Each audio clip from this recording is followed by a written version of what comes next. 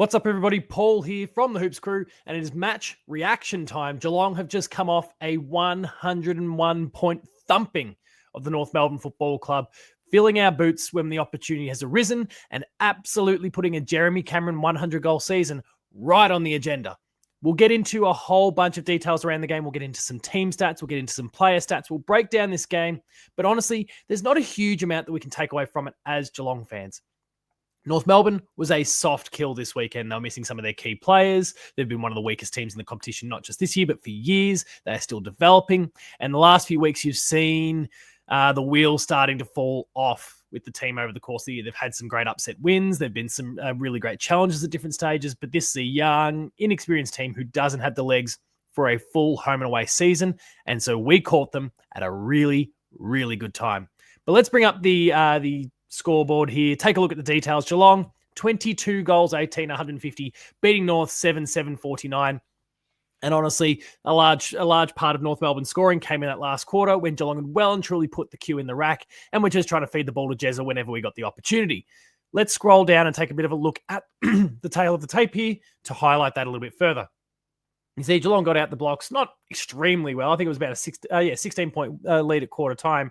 But from there, they put the foot to the floor and completely deprived North Melbourne of opportunity. Between the second and third quarters, they kicked 1 goal, 3 in that period, while Geelong piled on 15 goals, 9. A little bit of inaccuracy early on in the game made me think, we're potentially going to blow a really golden opportunity here. Mark Blitzarves missed a few, but our two big key forwards, Jeremy Cameron and Shannon Neal, were dead eyes, especially early in the game. A few little misses late in the piece, but they just weren't missing. Every opportunity that came their way, they took, which is exactly what you want to see going into a final series. That your two big spearheads, the opportunities start to dry up a little bit during the finals. The game becomes far more contested. Very rarely do you get to just flog a few teams along the way through the final series and fill your boots.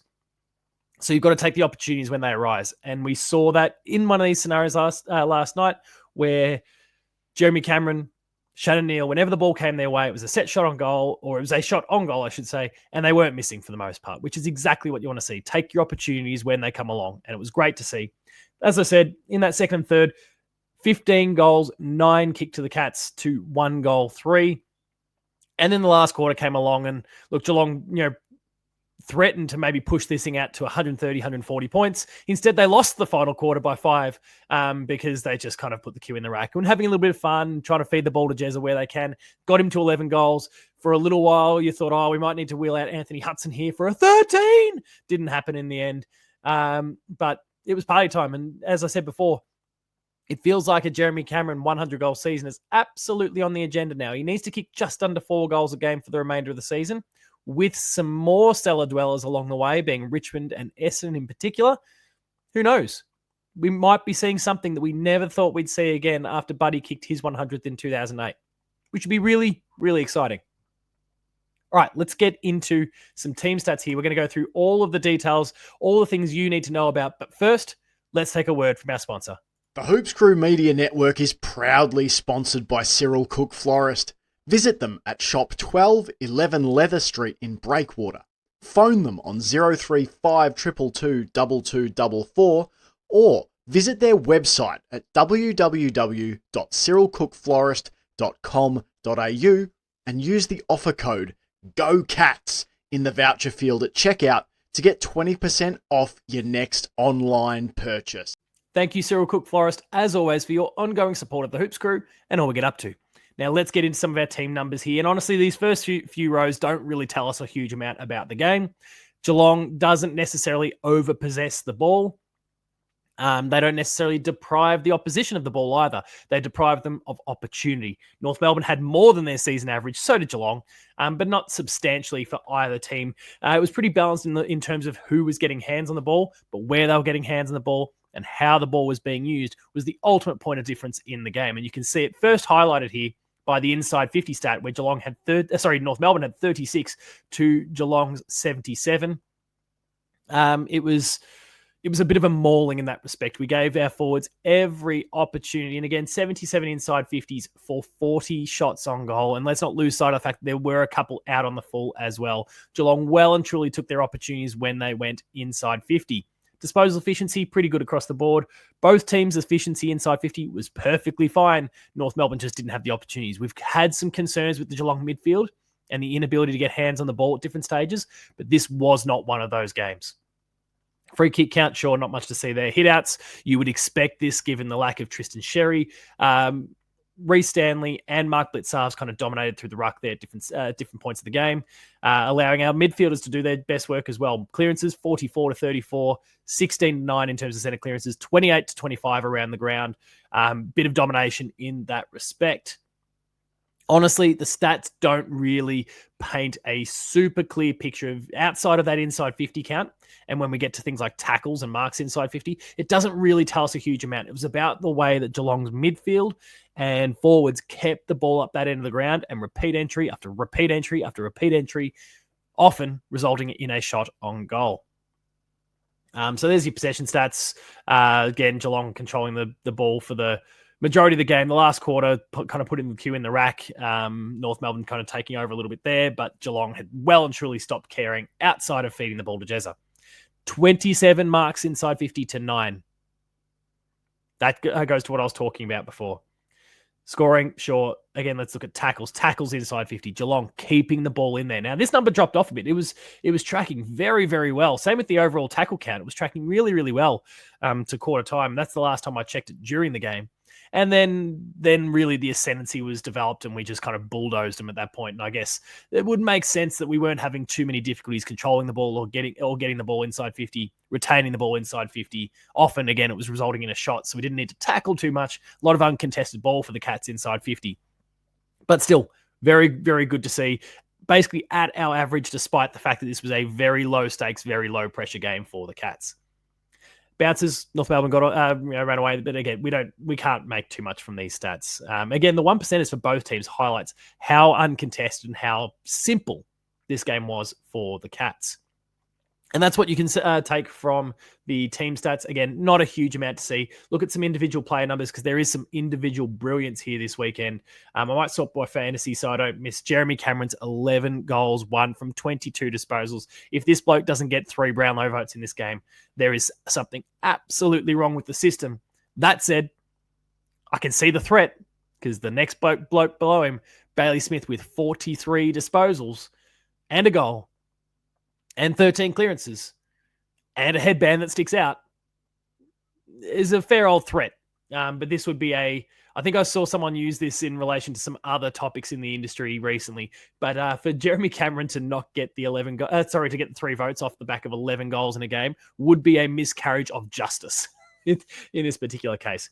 But fantastic efforts from both of these two, really leading the way. And then we'll sort by disposals from there. Max Holmes was a really solid contributor as well. Tom Atkins with 25 and 8 tackles continues to hold off Matty Rowell at the top of the tackle ladder. Jeremy Cameron with his 22 and 11 goals. Graham Myers with a really good game again as well. Sean Manor. I really liked the physicality from Sean Manor on the weekend. He's not the biggest bloke in the world, but he throws his all at it. Competes really, really hard. And there was a few times where he had players hanging off him and he'd shrug them off, get the handball away, slap the ball on the boot. Every now and then one of those, I think, went out on the full, if I recall. But he was really, really solid in that respect. Oisin Mullen, again, got close to kicking his first AFL goal on the weekend, bursting through the contest at one point, slapping the ball on the boot. It wasn't a great kick from the moment it left his foot. But he's continuing to build as a footballer. It's been really, really good to see his development. It's hard to see him getting pushed out of the team the way he's been contributing lately. Jack Bowes was pretty great. Ollie Dempsey didn't have to do much on the night. It was pretty quiet. Shannon Neal with his 4 goals, 1, as we mentioned before, really great contributor. Really, he's competing so well in the marking contest at the moment. He's got players dagging off him. Sometimes the disposal to him isn't as good as it ought to be. Sometimes it's really up on his head, but he's getting to the ball at its highest point, competing really hard and doing what is required. Another great effort from Shannon Neal. Jack Henry kept the North Melbourne forwards quiet, though so did the midfield and everyone else, really. Mark O'Connor did a great job. Paddy Dangerfield got about 50 minutes of rest. He was on the bench smashing a wrap of some sort before the end of the game. Then maybe a kebab, I think, has been the reporting. It was a pretty low-key and Easy sort of game for Danger. I wonder if he was the player to be subbed. I know he's the one that's got the history of hamstrings and those sort of things, and we want to protect him a little bit. But he didn't have to go out all out. He could have put the Q in the rack a little bit, and it would have provided an opportunity for someone like Tom Stewart, who's been a little bit wobbly lately with knees and those sort of things. It would have provided an opportunity for him to just rest a little bit. That wasn't the decision that was made, though, and all good. Mark Blitzarv's really solid. He's been spending a bit more time up in the forward line and doing a pretty good job. Of course, 3 behinds wasn't his best kicking day, but we move on. Tom Stewart, we've just spoken about. Tyson Stengel getting busy, kicking 2 goals too, and looking really, really dangerous as well. Zach Guthrie looked fantastic off halfback at different points, despite the fact that he wasn't needed very often. Connor O'Sullivan, much the same. Brad Close got busy, didn't have his greatest night in the world, but it was all about assists and some taps that were really, really handy, things that will go unrecorded, statistically speaking. So he had a pretty good night as well. Sam DeConing just building his way back into it, but I'd like to see a little bit more from Sam as we get close to the finals. Jack Martin, quiet game, not really required. Lawson Humphreys came on as the sub, and Reece Stanley did a great job in the ruck, 19 hitouts, and competed really, really hard as well. Got a few good clearances too. Honestly, this was just a mauling from the Cats. There's not a huge amount that we can take away from this game. We got the job done. We did what we needed to do. It would have been nice to see them put the foot to the floor a little bit harder in that last quarter. We did lose that final quarter, as I mentioned, by 5 points. Would have been nice to, maybe go on to win by, instead of 106 that we had at 3-quarter time and 101 as a margin, maybe go from 106 to 130 just to extend that by another 3-4 goals. Didn't happen. But really great for our percentage, with a lot of teams breathing down our necks for that spot in the top 4. To have a big, big, big win is all you can ask for. So good job, Cats. Thank you for feeding the ball to Jezza Cameron, because it does put 100 goals in a season absolutely on the agenda. Will that be what the team is chasing? Absolutely not. They are chasing silverware at the end of the year, and Jezza, when it comes to Coleman, is already 22 goals clear. So he's got that one pretty much stitched up at this particular point in time with 4 games to go. But in fact, let's just call it. It is, unless he's injured and out for the next month, it is completely over, because the opposition basically need to kick more than 5 goals a game from here to overtake him. 100 is on the agenda. It would be huge if that happens. I'm not going to go crazy. I don't want it to happen. I don't want it to undermine what Geelong is trying to achieve. I worry with 8 games left in the season, and hence the potentially up to 8, I should say, if we were to drop a qualifying final. Up to 8 games in the season gives him every opportunity, but I worry that, maybe it happens during a key point in the final. We've seen it happen to Fraser Garrick in the past, and the way it kind of derailed St Kilda that day. If he can just fill his boots with a few really big bags against Essendon, Port, Sydney, and Richmond, that would be amazing. Tick it off before we get to the finals. That would be huge, but we'll see what happens. Anyway, thank you for tuning into this match reaction. Not a lot to take away from the matchup. Geelong getting the job done by 101 points, doing so comprehensively and very, very, very comfortably. It could have been a lot worse for North Melbourne. They've got a lot of questions to ask of themselves. Anyway, if you enjoyed this video, please make sure to like it. Subscribe to the Hoops Crew on YouTube. There's a whole lot more. The Chaps Chat Cats will do their review of the game on Tuesday night. You'll have the Paul James Show on Monday night, where we'll go through the game in a bit more detail as well. We'll then get into preview mode with the Paul James Show again on Thursday. Ben has been doing some great stuff. There's post-game live. Go check out the archive video from the live stream just last night for all of the community's thoughts on Geelong versus North Melbourne, and probably a lot of people pumping up big boy Jez. We've got a lot of other content there too, so tune in and check it all out. We're on Patreon, patreon.com/thehoopscrew. You can sign up for 7 days of free trial access, see what we've got there. There's lots of exclusives, early access content, and extended content there for you to enjoy. And if you like it, it only costs $5 a month to get it continually delivered to your email inbox. You'll find me at Paul James Games on socials. That's Twitter, Blue Sky, and Instagram. The Hoops Crew is at The Hoops Crew. And until next time, remain Geelong strong, everyone. Cats by 101 points. Thank you all for watching, and I'll see you later.